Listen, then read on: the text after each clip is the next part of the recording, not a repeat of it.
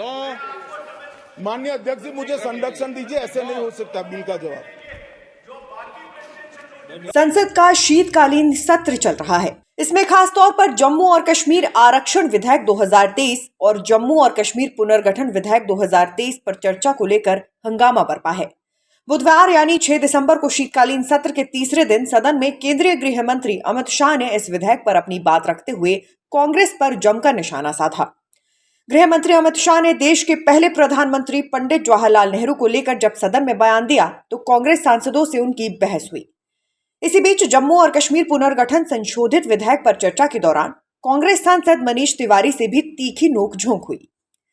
अमित शाह जब जवाब देने की कोशिश कर रहे थे तब मनीष तिवारी लगातार बोले जा रहे थे, जिसके बाद अमित शाह ने उनसे संरक्षण की मांग लोकसभा अध्यक्ष ओम बिरला से कर दी। शाह ने कहा, अध्यक्ष महोदय, मैं इस तरह से नहीं बोल सकता, मुझे इनसे संरक्षण चाहिए। शाह ने कहा, महोदय, मुझे व्यवस्था बना कर दीजिए ताकि मैं जवाब दे सकूं, मैं ऐसे इनका जवाब नहीं दे सकता। इस बीच मनीष तिवारी बोले जा रहे थे और लोकसभा के अध्यक्ष ओम बिरला उन्हें चुप करवाकर केंद्रीय गृह मंत्री की ओर बोलने का इशारा कर रहे थे। दरअसल संसद में संशोधित विधेयक में जम्मू कश्मीर के पुनर्गठन को लेकर 2 दिनों से चर्चा हो रही थी, जिसका जवाब अमित शाह दे रहे थे। इस दौरान मनीष तिवारी ने कहा कि संशोधित विधेयक में पुनर्गठन और राज्यों की विधानसभा भंग करने को लेकर प्रावधान ही नहीं है। इसका जवाब देते हुए अमित शाह ने विधेयक के उस खंड को पढ़ा जिसमें इस प्रावधान का जिक्र है और कहा कि मनीष तिवारी ने इसे पूरा ही नहीं पढ़ा है। इसके बाद तिवारी खड़े हुए और लगातार बोल रहे थे, जिसके बाद शाह ने ये प्रोटेक्शन मांगी। Nation speaks bureau report. माननीय अध्यक्ष जी, मुझे संरक्षण दीजिए, ऐसे नहीं हो सकता बिल का जवाब। संसद का शीतकालीन सत्र चल रहा है। इसमें खासतौर पर जम्मू और कश्मीर आरक्षण विधेयक 2023 और जम्मू और कश्मीर पुनर्गठन विधेयक 2023 पर चर्चा को लेकर हंगामा बरपा है। बुधवार यानी 6 दिसंबर को शीतकालीन सत्र के तीसरे दिन सदन में केंद्रीय गृह मंत्री अमित शाह ने इस विधेयक पर अपनी बात रखते हुए कांग्रेस पर जमकर निशाना साधा।